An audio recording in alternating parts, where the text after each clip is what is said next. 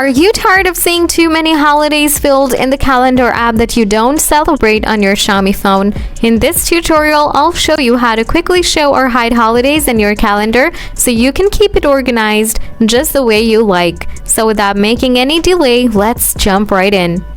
Open the calendar app on your Xiaomi phone, then tap three dots in the top right corner. Next, choose Settings. After that, tap Calendar Accounts.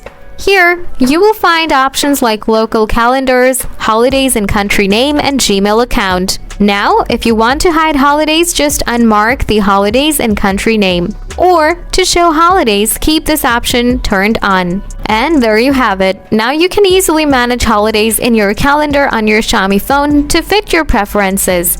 If you found this tutorial helpful, don't forget to give it a thumbs up, subscribe for more tips and tricks, and hit the notification bell so you never miss an update. Thanks for watching, and I'll see you in the next video.